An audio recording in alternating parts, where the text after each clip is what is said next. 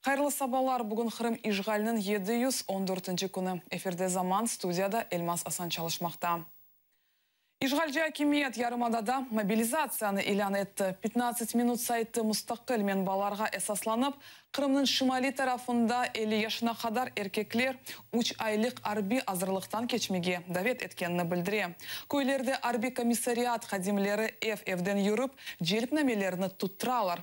Яқында Қырым татарға келділер, ойсе судақта бұлына, ама озы Жанкой қасабасында yazılған. Она телефон açып Жанкойның арби комиссариатына шейлерден сат 9-ға келмеге айттылар.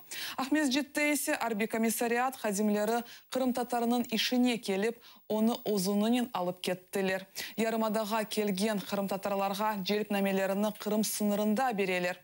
Ескі Қырымда есе военкоматқа 15-16 яшлы талебелеріні чағыралар.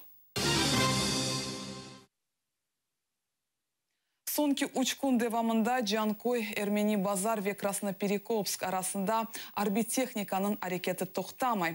Белі олғаны кебе Русия Федерациясының Женеби округ ордысының арби азырлынуы тешкірілмеге башланды. Истиляджи девлетінің Мудафа Назиры Сергей Шойгунын малюматына көре, тешкірівлер черчевесінде Қара Дeniz флотының гемелері де денізде угренувлер кечірежек. Бұндан да ғайры ава бошлығы Мудафаның қырыжы полкы да сынавдан кечежек. Белбек аэродромында су 27 учағыны арби мақсадларыны бежермек үшін азырладылар. Эльвина Разаковның қорантасы Russia Russia Today телеканалының махкемет ежек ола. Адвокат Эмиль Куртбединовның білдіргеніне көре, сөз телеканалда ғайып олған қызчық террористік ислам девлеті тешкелятына қошылғаны тасфир еткен сюжеті ақында үрсетіле. Эльвина Разаковның айлесі шереф ве намусының қорчалынуы бойынша Russia Today'ге қаршы шикает азырлай деп айтыла адвокатның Facebook сайфесінде. Қатырлатамыз яқында январь 13 күнінден берлі Қудыровға илан етілген 16 яшлы Эльвина Разакова Краснодар шерінде тапылды. Қырымда емек иле көреш еп арта. Кереч үкіметі қанунсыз шекілде сатылған ашайт мақсулатларыны йоқ етмек үшін крематорий алажақ ола. Кереч мемориетінде білдіргенлеріне көре, домызлардың Африкалы таун хасталығы себебінден тижарет хафлы олды. Оның үшін проблеманы чезмек үшін акимиет ұқу хорчалыжылар ве ветеринарлар желпетілежек. Қатырлатам ярымадада домызлардың Африкалы таун хасталығы үшін февкуляды вазият илан етілді. Юнан режиссері Ангела Сидератас Қырымда антик женке қаршы мевзусына бағышланылған пьесаны көстережек ола. Ахмезжеттікі матбуат конференциясы девамында Меденет Эрбабы Троянки пьесасының женке қаршы йоланылған терен манасыны олғанны қайт етті. Ангела Сидератасының айтқанына көре женкте енген ве ютқызғанлар йоқ.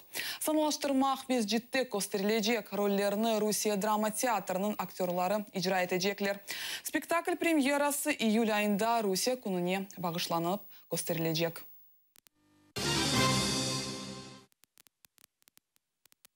Қырым мезунларына Украин Али оқуф юртларына кірмек үшін квоталар олажақ. Мескүр қанун лейхасыны әнді Украина юхары шурасына берділер. Украина қытасында есе Таврия Милли университетіні жанландырдылар.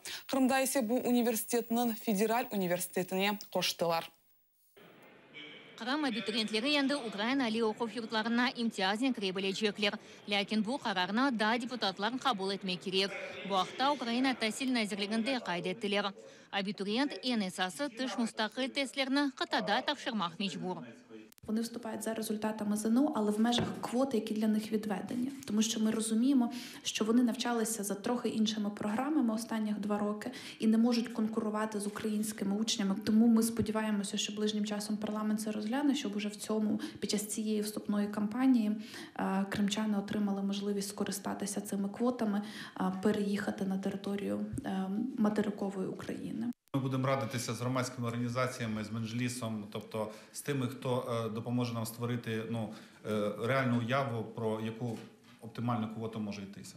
Бунтан да гайра Кырымда тәсілні алған Кырым студентлері оқышны қытада девам ете білелер. Ләкин бу имкан епсі студентлерде yok.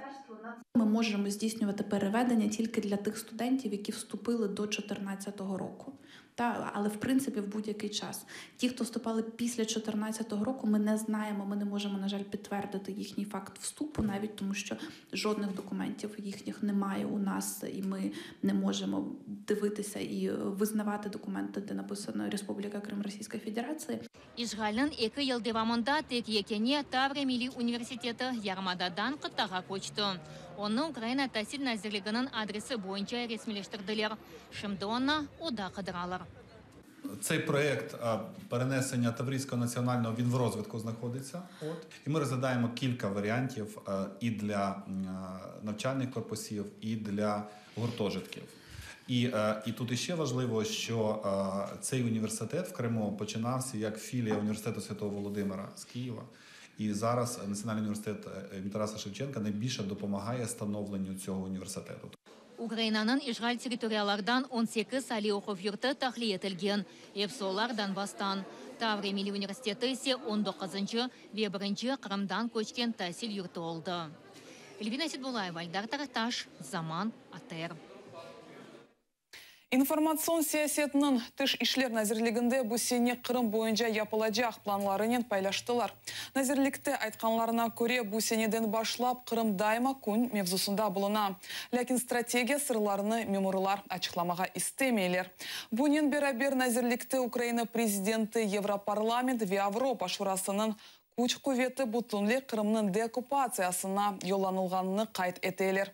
Информацион саясетінің тыш ишлер нәзірлігінде бұйық информацион програма азырланылды. Є чітке розуміння того, що і як потрібно робити для того, щоб досягати мети. Те, що це мета не деокупація Криму, це не мета 2016 року, це зрозуміло, тому що процес буде, очевидно, більш тривалий. Але те, що кінцевою метою є деокупація Криму, і покарання держави-агресора, це очевидно, і саме таку мету ми собі ставимо. Цей рік він пройде знову ж таки під інформаційною егідою «Крим – це Україна». До другої річниці окупації ми готуємо велику інформаційну кампанію, яка буде складатися з кількох аспектів. Перше – це бордова кампанія. Це учасники і обличчя цієї бордової кампанії – це відомі в Україні люди, це і телеведучі, і журналісти, і співаки, для яких Крим – це якась своя особиста історія.